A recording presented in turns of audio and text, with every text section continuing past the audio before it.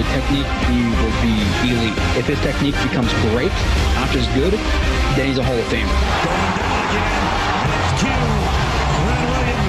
Fighting through contact, fighting through offensive line, being double team, multiple moves stacked into one, just a play of pure domination.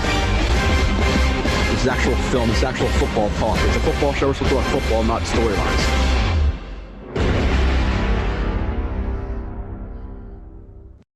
And you are listening to another edition of Blewett's Blitz, one of the last editions of the rookies. By the time you're listening to this, based on my last vote, it's either the second to last, with Wilson being the very last, or the third to last, depending on who wins a vote between Brandon Eccles and Marshall. For me, it's Thursday, June 17th. I'm going to do back-to-back reviews. The wife is gone at a rehearsal dinner for a wedding I have to go to tomorrow night, but I'm not there. I got work tonight. So wife's away. We record 2 podcasts. That's what it is. But with the sun going down in a little bit, I got to get it done soon because, as you know, I'm a Nets fan. Nets play at 8:30. So I got to get these 2 done.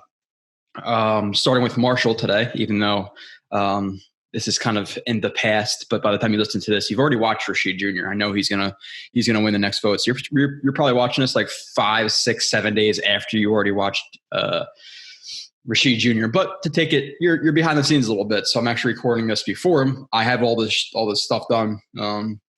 Rankings coming soon. Right now, the big rumor is that Morgan Moses is working out a multi-year deal with the Jets. Obviously, you guys know if that's going to happen, I'm going to watch his entire 2020 season. Tell you exactly what it is. I think it'd be interesting with him and Fant. I think he would be if they were to move one guy to guard, based on what I've watched of Moses. Moses is the better fit at guard. Is that going to happen, or is Fant just a $10 million swing tackle, which I think is kind of crazy? Maybe he lowers his salary. Then you have really good tackle depth. You have good guard depth. You have good center depth. So. I'll be okay with that, but I think getting your best 5 on the field would be Moses at right guard and Fant at right tackle. But we'll see what happens with that. And obviously, like I said, you know that if he is signed, the review will be right here on this channel. So let's get into Jonathan Marshall. Don't want to do that too long because, again, there is important basketball on in about 2 hours. So I'm gonna tend to say I was pretty positive with this review. Defensive line, when they play poorly, to me, it's definitely a little boring. When they play poorly, like, oh, his hand placement here. Oh, he could have got skinnier through this gap. Oh, he could have, used his foot differently. Like, it gets really dry to me. That maybe that's just me personally, but I don't really. I feel like when I do defensive lineman reviews, I don't put a ton of bad in because it gets super stale super quick. Where like corners and safeties, it's a little bit more dramatic when they have a bad play, because then it lets up a reception. It lets up they miss a tackle, whatever it may be. So we're gonna stay relatively positive with the Marshall review, and then I'm going to give the strengths and weaknesses at the end. He's a zero tech right here.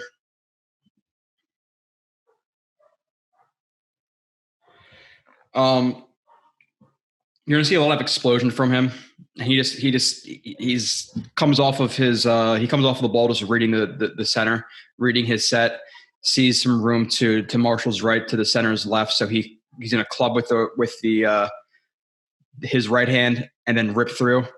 You definitely want to see the rip come a little bit higher. You want to see that really lift the elbow of the offensive lineman. Obviously, when you lift the elbow, now your hand's not as strong onto that front of the chest as it is right there. So you want to see that the rip a little bit closer to the elbow and really force that up into the air, and is not able to do that. But you do see some of the explosion, see a little bit of the bend. And sometimes you can have a rip that's really good at the elbow. You can have a rip that's really good at the bicep, to be completely honest, with the armpit. As long as you throw it to the sky and you don't kind of just hold it like he's holding it down low, it would be more effective if he threw it up in the air. But again, you see some of the explosion. Just reading the offensive lineman club rip.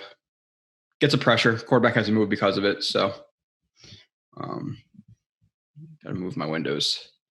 Bull rush. A lot of good bull rushes from him. because of the explosion. He gets into guys' chests really quickly. Zero tech again. He'd put a lot of zero. I think for the Jets, he'll play more 4-eye, 3 tech.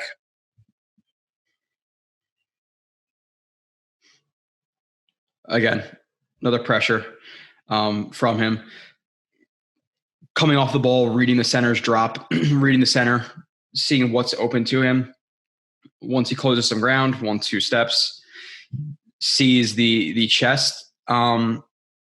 If you're going to bull rush, I would like to see him get both hands inside, not just one hand inside, because now he's obviously he has half of the strength into it. If you're trying to bull rush through a guy, get both elbows tight, get under get into his chest plate and drive him back. If that's what you're trying to do. If you're trying to bull rush him and you're throwing one hand into the chest and then one hand kind of over the top, obviously it's much less effective. So you want to see his hands, more tight there and explode through and under both of his elbows. But you see some of the power, gets to the quarterback again. And looks like he gets the pass deflection. He is good at he gets the pass deflection. So good job. He is good at doing that. Once he either feels a quarterback throwing the ball, once he sees a quarterback throwing the ball, or once his rush stalls, he is good at getting his hands up. So that's a positive, for sure. Remember who was that? Like on the Jets a couple of years ago, he was really good. Coney Ely, if you guys remember that name. A couple of games, he got a ton of pass deflections. Or maybe it's like one game. I think it's against the Panthers when we were playing Cam Newton. They got like 3 deflections. Could be wrong, but I think that's what it is. Or maybe did he come from the Panthers? Maybe I'm getting tripped up in my mind, but I know it was Coney Ely who's getting a lot of pass deflections. I wanted the Jets to re-sign him. Zero tech right here again from Marshall. Okay, pretty similar situation. Yeah, pretty similar situation here. Again, he's in more of a heavy stance. We're talking about like heavy versus light stances, where like heavy, a lot of that weight's on the balls of your feet and on your hands, where when you're in a light stance, it's more in the midpoint of your foot and you're more popping up and then reading. So like people are like, oh, he's high off the snap. Okay, well, we'll see, light stance or heavy stance. So here's in heavy stance, but he still comes up to read. Like he's not getting into his guy immediately. Based on the set, he's just throwing that foot out to gain not momentum, but to read the center, and to cross him over if the center was to shuffle to his left or whatever it may be. So better in terms of the bull rush this time. Good leverage. Both elbows are tighter. You can see his both elbows get inside. Better than the last one. Power to obviously push the pocket backwards.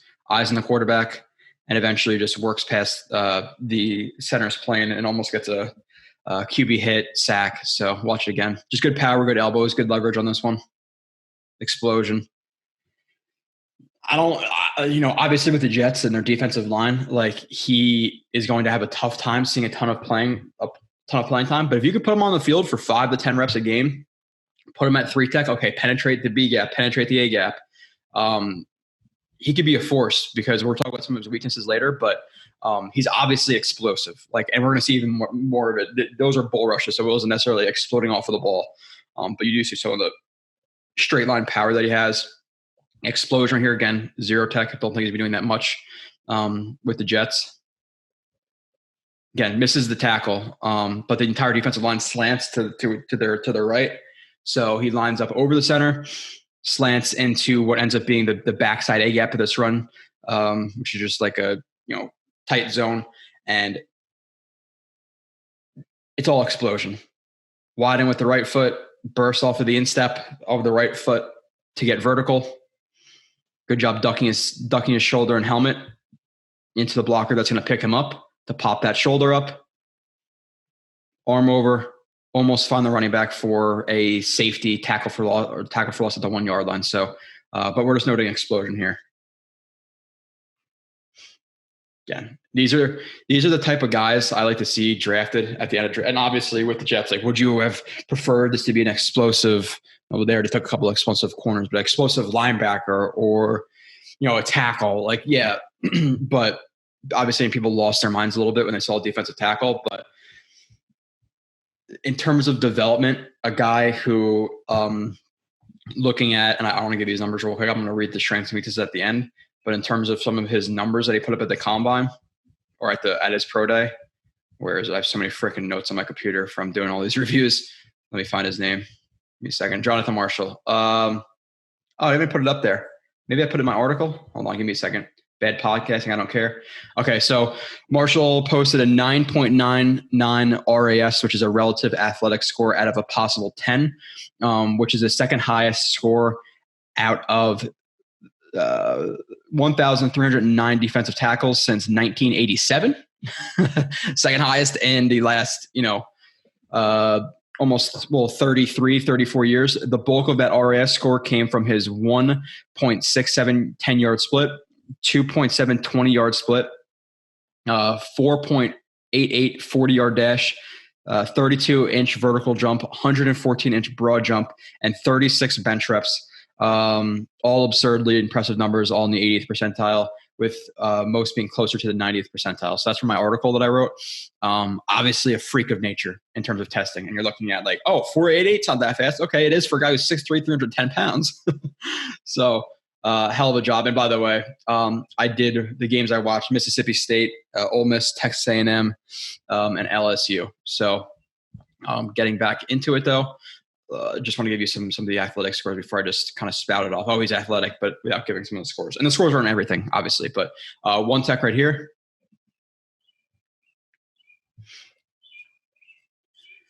Another situation where they're slanting into a different gap. With at least the one and the 4i. Again, it's funny because people don't really know what to label these guys sometimes. Again, with mine, I go through a lot of techniques with the defensive line because there's a lot of places you can align. Like people call a 3 tech off of the guard shoulder, but then when he's out here, they call it a 3 tech too. So they're different alignments. So again, I differentiate, but obviously 4i people have that. And you can have tight 3 and then loose 3, or you can have like a looser 4i. You can call this a loose 3 or a loose 4i. I like to give a bunch of different names so you can really tell, like, even if you're just listening to this podcast, okay, he's a loose 3. So he's not right on that shoulder. He's a little bit farther outside that shoulder, like pretty much square up in the B gap, I think it's important to do that. So slants, again, good job getting his hands on. Jerks, good job getting skinny. So he feels the lean of the center, feels that lean, jerks him to where he's already going, skinny through the A gap, shed, and then I'm not sure. I don't think he gets the sack, but yeah, he gets the hit. So again, just athleticism. Good hand usage right there. Like there's flashes. There are definitely flashes. There are flashes of bad. We'll see some in a little bit, but this is good. Obviously, just awareness of the gap. He can't shed this guy and pull him through or jerk him, and then he'll be pretty much giving his left shoulder to the guard if the guard was to assist. As you see, good job getting skinny through that gap, because if he didn't, now he's caught in the chest and maybe that guard picks up that block. So good job by him. Pressure. Next play.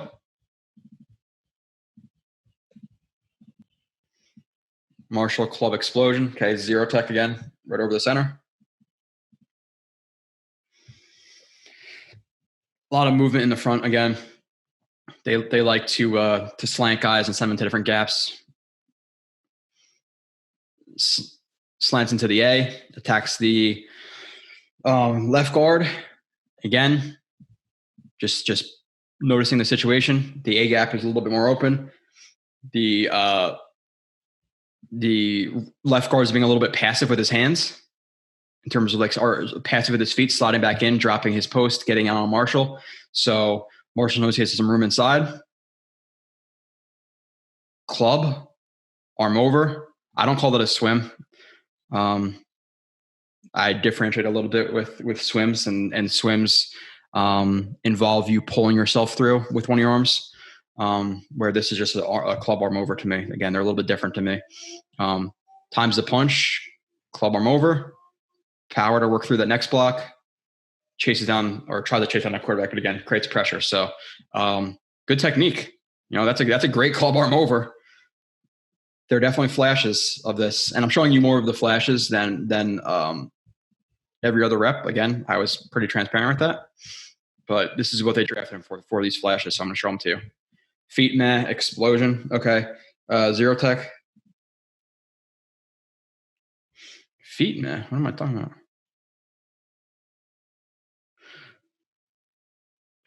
I could be talking about just the hop. If he is, you never really want to leave your feet. And really, in a lot of situations of football, I'm not going to say all situations of football because that'd be silly, but gotta watch leaving your feet. But again, situation where he lines up over the center, slants hard into a different gap to a different player, gets caught in the chest a little bit, for sure. NFL probably shut down right here, but you just see some of his power and his like lateral athleticism to kind of use that momentum that the left guard is creating on him by getting into his chest and get skinny, sidestep it. This is a ridiculously athletic play. Sidestep it, use that momentum, chop down on the arm, find the running back, just heads up, bang. Like just appreciate the athleticism here. This is a little bit ridiculous. Like that the fluidity right there and everything is pretty absurd. So you're pairing this guy next to guys like Quinnen Williams, like JFM, even like Carl Lawson, Sheldon Rankins to learn from, and he gets his technique down, and you're asking him the one gap. I like this pick. Zero tech. Hand placement not aware. Okay. Yeah, this is one of those plays, like you do see him give some lack of effort. Like when he feels like he's out of the player, it's play action, and like he feels like he's not getting on the quarterback. You could see him like really not drive to get back on the play. And there are times like whether it be like noticing the blocking scheme, noticing where the running back is going, adjusting to it, or kind of going like run to pass, like play actions. He will. There's are times where he ducks his head, doesn't really notice the run to pass, and never gets in on the pass rush. So and here you see some of the lack of effort too.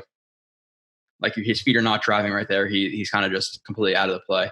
And isn't really aware that the ball is being held by the quarterback. So something you want to say, bad effort. Okay. Yeah. This is too prominent in his film. And I said it in the article that I wrote on him.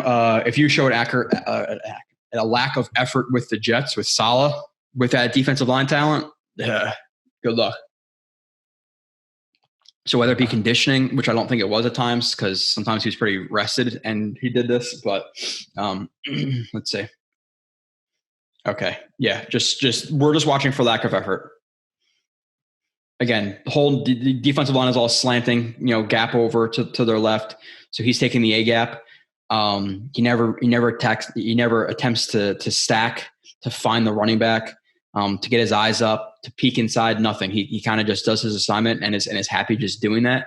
Where you see other guys, who slant inside and are attempting to fight, to hold their ground, to get back on the running back. Like, just look at 50, or 31 who plugs that A gap, and look at their effort compared to Jonathan Marshall's. Do not want to see that. I don't, and not just after, a guy in Wilkerson, but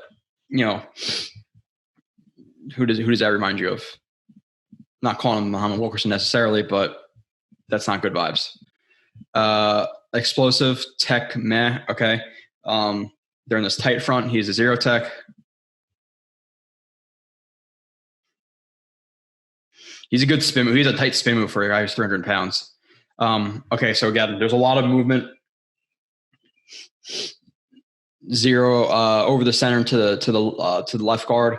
Again, takes on the left guard. NFL hands this wide.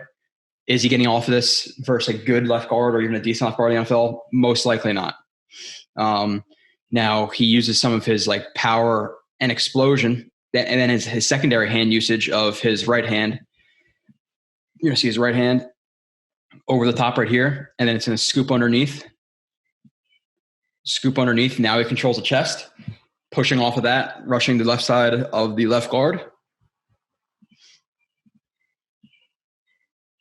As he goes to clear the hips, which is